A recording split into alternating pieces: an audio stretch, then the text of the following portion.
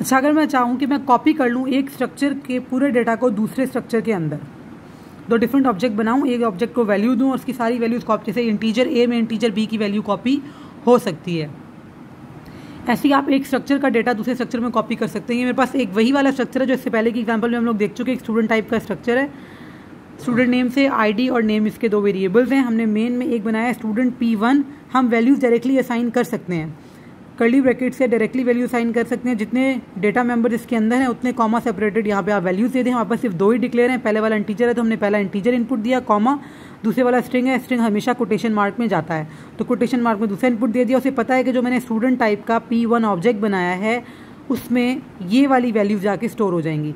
आज जो मेमोरी में जाके सेव होगा तो इन वैल्यूज़ के साथ सेव होगा। मैं integer a is equals to 1 लिखती थी तो इक्वल्स के बाद जो लिखती थी वो जाके a में सेव होता था।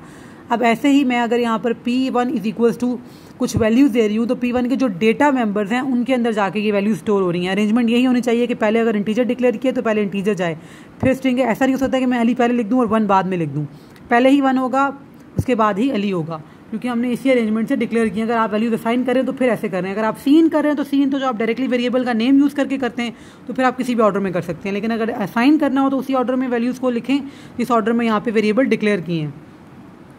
अब स्टूडेंट P1 के अंदर डेटा आ गया। अब एक स्टूडेंट P2 एक नॉर्मल वेरिएबल एक और बनाया है स्ट्रक्चर का, ये एक इंडिपेंडेंट अलग वेरिएबल है, इसको अब तक कोई वैल्यू असाइन नहीं की तो ये खाली है, मेमोरी में से जगह घेर ली लेकिन इसके अंदर आकर डेटा कोई स्टोर नहीं हुआ।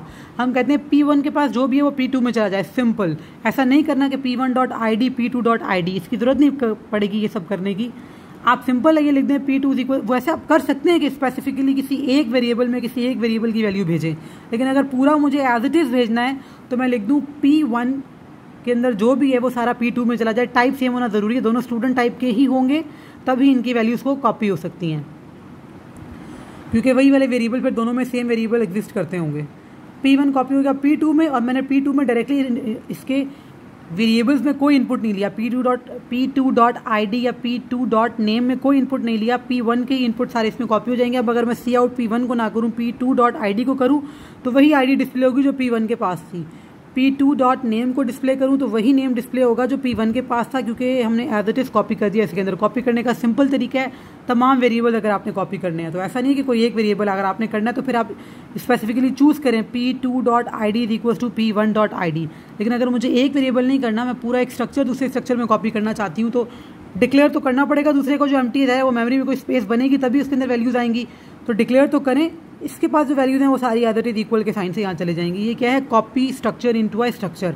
आप एक स्ट्रक्चर में दूसरा स्ट्रक्चर कॉपी कर सकते हैं, ऑब्जेक्ट्स बनाकर ही कॉपी होगा, directly student is equal to student नहीं हो जाएगा। स्टूडेंट P1 एक वेरिएबल बनेगा तभी वो किसी दूसरे वेरिएबल P2 में जाके कॉपी होगा।